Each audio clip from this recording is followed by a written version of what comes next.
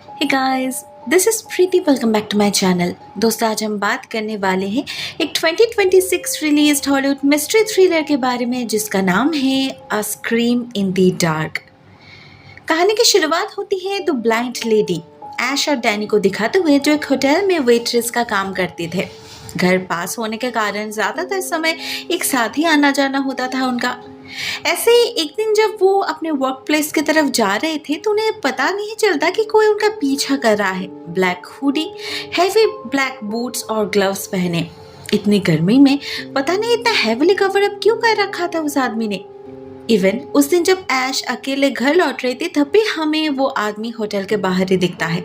ऐश को देखते ही वो उसकी तरफ आगे भी बढ़ता है, लेकिन तभी वहां एक दूसरे आदमी के आ जाने से रुक जाता है। वो ऐसा लगातार कई दिनों तक चलता है, पर ना देख पाने के कारण ऐश को इस बात की भनक तक नहीं लगती।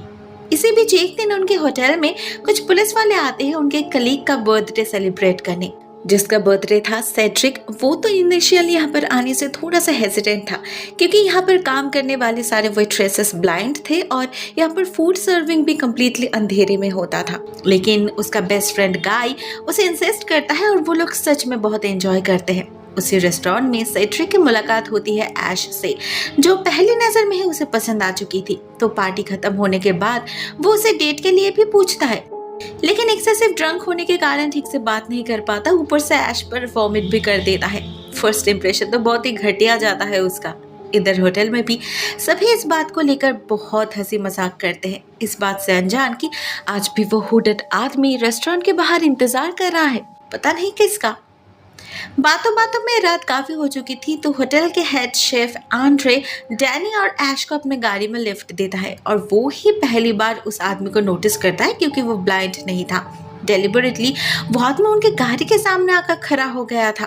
बार बार हॉकिंग करने पर भी हट नहीं रहा था। अब आंड्रे सबसे कहता तो है कि कोई ड्रंक पागल होगा, लेकिन उस आदमी का बॉडी लैंग्वेज उसे ठीक नहीं लगता।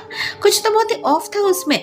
उधर घर में हमें ऐश के लाइफ की छोटी सी ग्लिम्स मिलते हैं जिसमें हम समझ पाते हैं ब्लाइंड होने के बावजूद वो काफ़ी इंडिपेंडेंट भी है। उसके घर में सब कुछ एक पर्टिकुलर ऑर्डर में अरेंज्ड है, जिस कारण से उसे ना चलने फिरने में कोई दिक्कत होती है, ना ही कुछ ढूंढने में। और अगर कभी ज़रूरत पड़ भी जाए तो उसके लिए उसके पास कुछ गैजेट्स है। साथ में फ़ोन में एक एआई असिस्टेंट भी है और एक ऐप है जिसके ज़रिए वो किसी इंसान को कॉल करके उससे मदद मांग सकती है। उस ऐप में सबका कोई ना कोई फेवरेट हेल्पर होता है, जो ऐश के केस में जेपी नाम का बंदा था। ऐश हर बार उसे ही कांटेक्ट करती थी क्योंकि वो तुरंत रिस्पॉन्स करता था। इवन दोनों के टाइमलाइन में कई घंटों के डिफरेंस होने के बावजूद रात के 3 बजे भी कॉल उठाने में कभी देर नहीं करता था जेपी। तो इन सब की मदद से ऐश की लाइफ भी काफी स्मूथली चल रही थी। वो यूज्ड टू हो चुकी थी इस लाइफ से। आज तक उसने कभी खुद को कमजोर फील नहीं किया था, ना ही कभी उसे इस बात को लेकर हेल्पलेस फील हुआ था।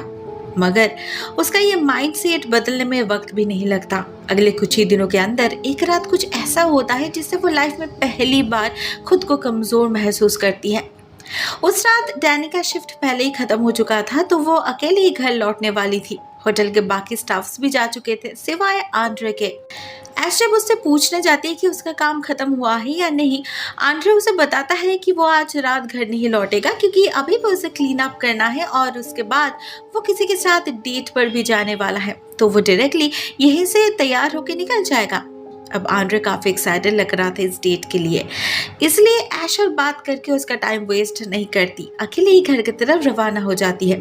मगर रेस्टोरेंट से निकलते ही वो उस हुडेड आदमी से टकरा जाती है जो आज भी रेस्टोरेंट के बाहर ही खड़ा था।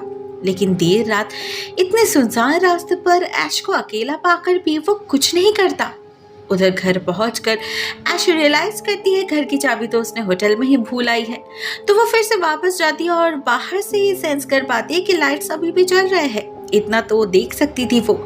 तो वो फ्रंट गेट पर ही खड़े आंड्रे को आवाज लगाने लगती है, लेकिन काफी देर तक खड़े रहने के बाद भी आंड्रे जब दरवाजा नहीं खोलता तो ऐश पीछे के रास्ते अंदर जाती है, जिससे हम देख पाते हैं किचन के अंदर सारे लाइट्स जल रहे हैं। मगर जो ऐश देख नहीं पाती वो ये था कि पूरी जगह तहस नहस हो रखी है। चारों तरफ बर्तन बिखरे पड़े हैं और तो और दीवार पे किसी के खून से रंगे हाथों के निशान भी हैं। क्लियरली कुछ तो बहुत गलत हुआ था यहाँ पर। हाथापाई के निशान चारों तरफ फैली हुई है। लेकिन ऐश ये सब कुछ भी देख नहीं पाती, तो वो डायरेक्टली डाइनिंग सेक्शन की ओर बढ़ने लगती है जहां उसने अपनी कीज रखी थी। लेकिन वहां जाते हुए अचानक ही किसी चीज से टकरा कर गिर जाती है वो, जो कि काफी अजीब बात थी क्योंकि दिन में वो कई दफा यहाँ से गुजरती है, उसे पता है टेबल्स का लेआउट कैसा है, फिर बीच में ये चीज कहाँ से आ गई। ऐश अपने हाथों से उस चीज को छूकर आइडिया लगाने की कोशिश करती है और कुछ ही देर में उसे एहसास हो जाता है कि ये तो एक लाश है, वो भी आंड्रे की। इससे ऐश इतना डर जाती है कि झटक कर पीछे हट जाती है, जिस टक्कर में उससे कांच का ग्लास टूट जाता है।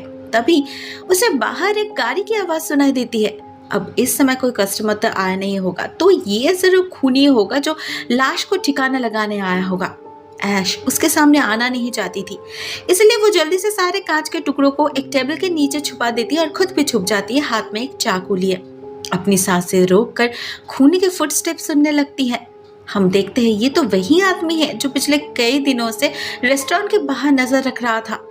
ऐश उसे देख तो नहीं पाती, लेकिन उसके हैवी फुटस्टेप जरूर सुन पाती है। साथ में वो जब अपने बैग से एक क्लीनिंग सोल्यूशन निकालकर खून के छींटे क्लीन करने लगता है, तब उसे स्मेल भी कर पाती है ऐश।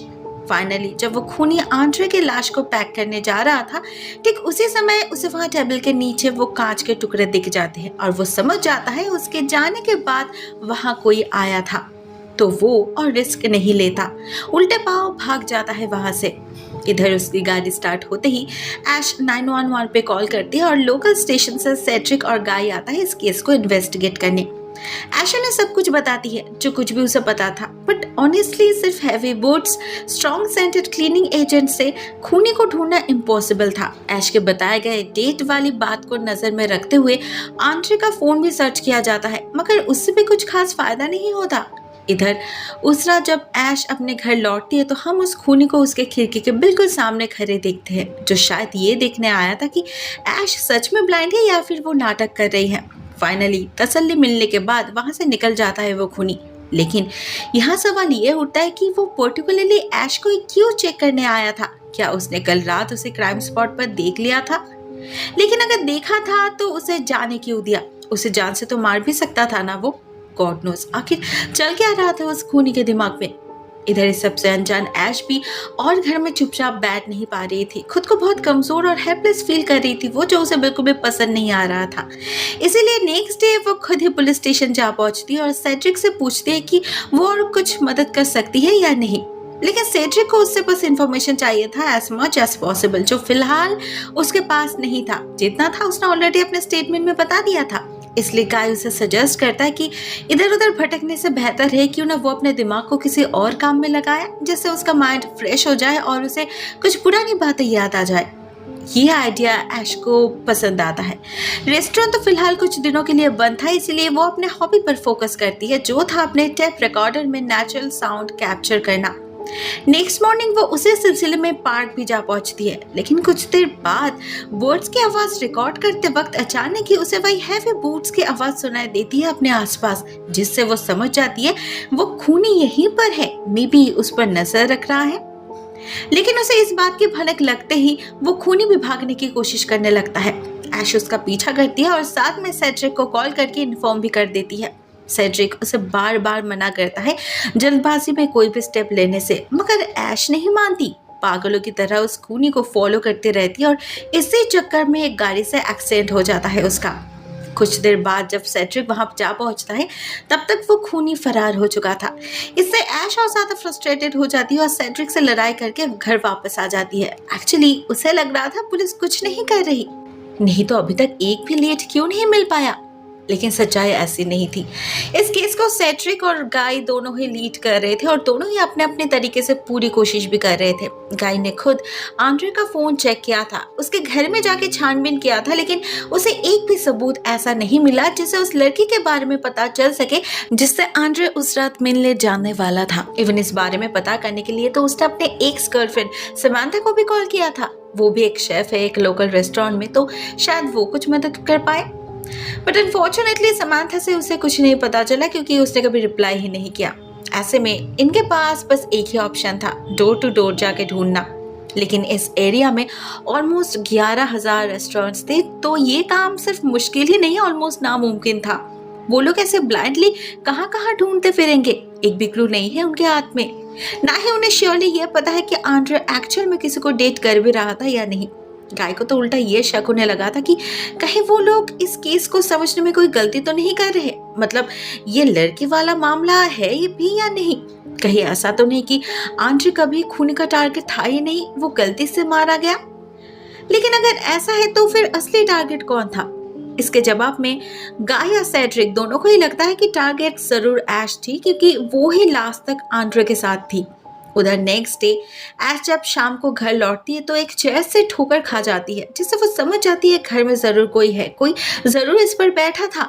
तो वो जल्दी से जेपी को कॉल करके उसके लिए चारों तरफ चेक करने के लिए कहती है, और ऐसा करने पर जेपी को सच में एक हुडेड आदमी दिखता है घर में। तो वो तुरंत ही पुलिस को कॉल कर देता है और इधर ऐश भी एक बैट लेकर तैयार हो जाती है, ताकि अगर कोई उस पर हमला करने भी आए तब वो खुद को प्रोटेक्ट कर पाए। मगर फाइनली जो वहां आता है और ऐश जिस पर वार करती है वो कोई और नहीं, सेड्रिक था। एक्चुअली वो ऐश से मिलने आ ही रहा था, रास्ते पर उसे उसका डिस्ट्रेस कॉल मिला, जिससे वो इतना परेशान हो गया कि बैकअप के लिए इंतजार किए बिना ही भागा भागा चला आया। अनफॉर्चुनेटली तब तक वो खूनी फरार हो चुका था और जाते जाते दरवाजा खुला छोड़ गया था, जिसे देखकर सेड्रिक और घबरा गया और हड़बड़ी में बिना नॉक किए ही अंदर घुस आया और ऐश ने उसकी धुलाई कर दी। अब जो भी हो जैसे भी हो, इतना तो क्लियर हो चुका था कि ऐश पर उस खूनी की नजर है, तो उसके प्रोटेक्शन के लिए 2 ऑफिसर्स को उसके घर के बाहर अपॉइंट कर देता है सेड्रिक, और उसे नेक्स्ट डे पुलिस स्टेशन जाने के लिए भी कहता है। गाय का नया थ्योरी अगर सच हो और अगर ऐश ही असली टारगेट हो तो केस को रीडिफाइन करने की जरूरत थी, जिसके लिए उन्हें ऐश को फिर से इंटेरोगेट करना होगा। अब ऐश को इसमें कोई प्रॉब्लम नहीं थी, वो तो उल्टा खुश हो जाती है। मन ही मन सेड्रिक को पसंद करने लगी थी वो, तो उसके साथ टाइम बिताने में उसे कोई परेशानी क्यों होगी। एज द रिजल्ट इंटेरोगेशन के टाइम दोनों सवाल जवाब से ज्यादा फ्लर्ट करते हैं, जो गाय को बिल्कुल भी पसंद नहीं आता। आफ्टर ऑल सेड्रिक एक इन्वेस्टिगेटिंग ऑफिसर है, कुछ डेकोरम तो मेंटेन करना चाहिए था ना उसे, ऐसे तो वो बायस्ड हो जाएगा, जबकि उसे न्यूट्रल रहना चाहिए। वो सेड्रिक को वार्न भी करता है, लेकिन सेड्रिक उसकी एक नहीं सुनता। उल्टा अगले दिन वो आंड्रे के फ्यूनरल में भी जाता है, वो भी सिर्फ और सिर्फ ऐश के साथ वक्त बिताने के लिए। धीरे धीरे दोनों काफी करीब आ चुके थे। ऐश भी उससे कंफर्टेबली अपने लाइफ के बारे में शेयर करने लगी थी। इसी दौरान अचानक उसके बातों से सेड्रिक को एक क्लू मिलता है और वो उस रेस्टोरेंट में काम करने वाले हर एक स्टाफ के पर्सनल लाइफ के बारे में पता करता है, जिससे फाइनली एक ब्रेक थ्रू मिलता है इस केस को। सेड्रिक को पता चलता है डैनी और आंड्रे के बीच कुछ दिनों से टेंशन चल रहा था, क्योंकि डैनी की सैलरी कई बार महीने के पहले तारीख को डिपॉजिट होने की जगह 31st को हो रहा था। इससे उसका मंथली इनकम लिमिट से ज्यादा दिखा रहा था और उसे गवर्नमेंट की तरफ से जो डिसेबिलिटी चेक्स मिलते हैं वो मिलना बंद हो गया था। बेचारे फाइनेंशियली बहुत स्ट्रगल कर रही थी। इस वजह से उसने आंड्रे से कई बार रिक्वेस्ट भी किया था सिस्टम को अपडेट करने के लिए, लेकिन उसने कुछ नहीं किया। आंड्रे के फोन में उनके हीटेड कन्वर्सेशन भी रिकॉर्डेड था, जिसे सुनकर सेड्रिक और गाय दोनों ही ऑलमोस्ट कंफर्म हो जाते हैं कि डैनी ही वो खूनी है। उसे उसी रात अरेस्ट भी कर लिया जाता है, मगर ऐश इस बात को एक्सेप्ट नहीं कर पाती। वो खुद पुलिस स्टेशन जाकर सेड्रिक से बहस करती है, लेकिन सेड्रिक उसकी एक नहीं सुनता। उल्टा इस बात पे तो दोनों के बीच बहुत ही गंदी लड़ाई हो जाती है। दोनों ही अपने अपनी जिद पर अड़े हुए थे, दोनों को ही लग रहा था कि वो सही है। गुस्से में तो ऐश लिटरली कांपने लगी थी। तो गाय उसे घर ड्रॉप करने जाता है और लौटते वक्त उसे सजेस्ट करता है कि वो सेड्रिक से दूर ही रहे तो अच्छा होगा, क्योंकि वो दोनों ही बहुत स्टबर्न है और कंट्रोल फ्रीक भी। उनका रिश्ता टिक नहीं पाएगा। सेड्रिक की एक्स वाइफ भी बिल्कुल उसी की तरह थी। उनके शादी के बाद एक दिन भी ऐसा नहीं गया था जब उन्होंने लड़ा नहीं था। इस बार भी वही होगा, तो ऐसे रिश्ते का क्या फायदा। ऑनेस्टली ऐश को भी यही लगने लगा था, तो वो भी और सेड्रिक को कांटेक्ट नहीं करती। अपने तरीके से लॉयर्स की मदद लेती है डैनी को छुड़ाने के लिए। इधर इसी बीच एक दिन एक और कांड हो जाता है। एक दिन जब वो जेपी से बात कर रही थी तो अचानक ही वो उसे प्रपोज करता है और उसके लिए टेनेसी से एलए में शिफ्ट करने की बात भी करता है। ऐश को उसका रवैया बिल्कुल भी ठीक नहीं लगता, तो वो उसे ब्लॉक कर देती है। वो लोग एक ऐप के थ्रू कनेक्टेड थे, जिसलिए जेपी के पास उसका नंबर नहीं था, इसलिए वो उसे और कॉल भी नहीं कर पाता। लेकिन इससे वो और ज्यादा डेस्परेट हो जाता है और एक शाम उससे मिलने उस रेस्टोरेंट में जाकर हाजिर हो जाता है। ऐश तो बहुत ही नाराज हो जाती है उसके करतूतों से और उसे चेसर साइको बुलाती है। ऊपर से जब बातों बातों में उसके मुंह से निकल जाता है कि वो पिछले कई दिनों से एले में ही रह रहा है वो भी सिर्फ और सिर्फ ऐश के करीब रहने के लिए। तब तो ऐश लिटरली फ्रीक आउट करने लगती है। वो बार बार उसे मना करती है उसे ऐसे डिस्टर्ब करने से, लेकिन जेपी उसे कंटिन्यूअसली इंसिस्ट किया जा रहा था। तो और एक पॉइंट पे तो वो नाराज होकर उसे गाली भी देने लगता है, जिससे ऐश को रियलाइज होता है कि शायद जेपी ही वो खूनी है जिसने आंड्रे को मारा है। मे बी उसे लगा होगा कि आंड्रे उसका बॉयफ्रेंड है। वो उसी वक्त पुलिस को इन्फॉर्म करती है और अपने सेफ्टी के लिए एक इलेक्ट्रिक शॉकर खरीदकर अपने पास रख लेती है। ऑलरेडी डिपार्टमेंट में ऑफिसर्स के कमी की वजह से उसके प्रोटेक्शन के लिए अपॉइंटेड ऑफिसर्स को हटाया जा चुका था, तो ऐसे में उसे सेल्फ डिफेंस के लिए कुछ तो चाहिए होगा ना। लेकिन उसे इस चीज की जरूरत इतनी जल्दी पड़ेगी, इसका आइडिया तो ऐश को भी नहीं था। उस रात जब वो नहा रही थी तो हम किसी को उसके घर का दरवाजा खोलते हुए देखते हैं। ये वही था। वो अपना जूता उतार के दबे पांव घर के अंदर घुस जाता है और ऐश पर हमला करने की कोशिश करता है, लेकिन उसे पता नहीं था ऐश की आंखों की रोशनी भले ही छीन चुकी हो, मगर बाकी सेंसेस दूसरों से कई गुना स्ट्रांगली काम करता है, जिसके चलते उसने पहले उस खूनी के कदमों की आहट सुन ली थी। हाथ में शॉकर लिए इंतजार कर रही थी उसके हमला करने की, और जैसे वो खूनी चाकू निकालता है ऐश भी शॉकर से उस पर हमला कर देती है। वो खूनी इसके लिए तैयार नहीं था। बहुत जोर का झटका लगता है उसे। ऐश उसे पकड़ तो नहीं पाती, लेकिन इससे एटलीस्ट इतना साबित हो जाता है कि डैनी बेकसूर है। इससे उसका बेल हो जाता है और इसी बहाने सेड्रिक और ऐश का पैचअप भी हो जाता है। आफ्टर ऑल ऐश भी और उससे नाराज रह नहीं पा रही थी। वो रात ऐश और अपने घर लौटना नहीं चाहती थी और ना ही किसी होटल में रहना पसंद था उसे, इसीलिए सेड्रिक उसे अपने घर ले आता है। ऐश भी यही चाहती थी। फाइनली उसे कोई ऐसा बंदा मिला था जिस पर वो ब्लाइंडली ट्रस्ट कर सकती थी, जिसके साथ सेफ महसूस कर रही थी वो, जो कि कोई आम बात नहीं थी उसके लिए। मन ही मन अपना फ्यूचर देखने लगी थी वो सेड्रिक के साथ, लेकिन उसकी यह खुशी ज्यादा देर टिकती नहीं। सेड्रिक के घर में एक फोन चार्जर ढूंढते वक्त अचानक ही एक स्ट्रॉन्ग सेंट हिट करता है उसे, जो उसे बहुत ही जाना पहचाना सा लगता है। और उस चीज के हाथ लगने पर तो लिटरली झटका लगता है उसे, क्योंकि ये वही क्लीनिंग सोल्यूशन था जो उस रात उस खूनी यूज कर रहा था। लेकिन ये चीज यहाँ कैसे आई? क्या इसका मतलब? इसके बाद ऐश के मन में शक जागना जायज था, जिसके चलते वो सेड्रिक के सारे शूज भी चेक करती है, जिससे उसके हाथ लगता है वही बूट्स जिसकी आवाज उसके कानों में अभी भी गूंज रही थी। मतलब साफ था सेड्रिक वो खूनी है। ऐश ने जिसे अपना सेफ हार्बर माना, आखिरकार वही मेन कल्प्रिट साबित हुआ। पर क्यों? ये सब सोचने का वक्त नहीं था ऐश के पास। वो जैसे तैसे सेड्रिक के घर से भाग निकलती और रेस्टोरेंट में जाकर छुप जाती है। उसके घर में ऑलरेडी उस पर हमला हो चुका था, तो वो और कोई रिस्क लेना नहीं चाहती थी। साथ ही साथ वो गाय को कॉल करके सब कुछ बता भी देती है। उसे भी पहले यकीन तो नहीं होता, लेकिन वो ऐश की मदद करने का प्रॉमिस जरूर करता है और उसके आने तक ऐश को वहीं पर छुपे रहने की सजेशन भी देता है। इधर सेड्रिक तो लगातार कॉल करता जा रहा था ऐश को, जिससे इरिटेटेड होकर आखिरकार उसका कॉल उठा ही लेती है ऐश और सारे सबूत के साथ उसे कन्फ्रंट करती है कि क्यों तोड़ा उसने उसका भरोसा, क्यों किया ऐसा। मगर इसके जवाब में बिल्कुल भी पैनिक नहीं करता सेड्रिक। उल्टा कहता है उसे जो चीजें उसके घर में मिली है, जिसके बुनियाद पर वो उसे खूनी बुला रही है, वो तो उनके डिपार्टमेंट से उन्हें प्रोवाइड किया जाता है, हर पुलिस के पास है। अब झटका लगने की बारी ऐश की थी। अगर हर पुलिस के पास ये चीजें हैं तो गाय के पास भी होगा। उसे पता होगा ऐश को गलतफहमी हो रही है, तो उसने उसे रेक्टिफाई क्यों नहीं किया? इसका जवाब वो खुद ही देता है वहां पहुंचकर। लेकिन उससे पहले वो ऐश का फोन तोड़ देता है, जिससे वो और किसी से बात ना कर सके और ना ही किसी को बता सके कि वो यहाँ है। क्यों? क्योंकि अब उसे मरना जो था। दोस्तों यहाँ पर रिवील होता है इस फिल्म का क्लाइमैक्स, जहाँ हमें पता चलता है गाय ही वो खूनी है जिसने आंड्रे का खून किया था उस रात, क्योंकि वो उसके एक्स गर्लफ्रेंड समांथा को डेट जो कर रहा था। भले समांथा अभी गाय से बात नहीं करती, ना ही उसके साथ कोई रिश्ता रखती है, लेकिन गाय ने अब तक उसका पीछा करना बंद नहीं किया था। ऐसे में वो किसी और से रिश्ता जोड़े, ये वो कैसे एक्सेप्ट कर सकता था? समांथा तो उसे पहचानने से भी इनकार कर रही थी, इसलिए उसने आंड्रे को धमकाने का प्लान बनाया था। लगातार कई दिन उस पर नजर भी रखा, कब वो अकेला होता है, कब रेस्टोरेंट खाली मिलता है। फाइनली उस रात उसे मौका मिला तो सबके निकल जाती है वो चोरी छुपे पीछे के रास्ते से अंदर घुस गया। इनिशियली उसका इरादा सिर्फ आंड्रे को वार्न करना ही था, लेकिन बात हाथापाई में पहुंच गई और गाय ने उसका खून कर दिया। वैसे तो उसके फ़ोन से, घर से और रेस्टोरेंट से अपने खिलाफ सारे सबूत मिटा दिया था उसने। सीसीटीवी फुटेजेस भी करप्ट कर दिया था, जिसके कारण सेड्रिक को उसके खिलाफ कोई सबूत नहीं मिला। बस ऐश को उसने छोड़ दिया था, क्योंकि एक तो वो दूसरा खून करना नहीं चाहता था, बिसाइड्स उसे लगा एक ब्लाइंड लड़की उसका क्या ही बिगाड़ पाएगी।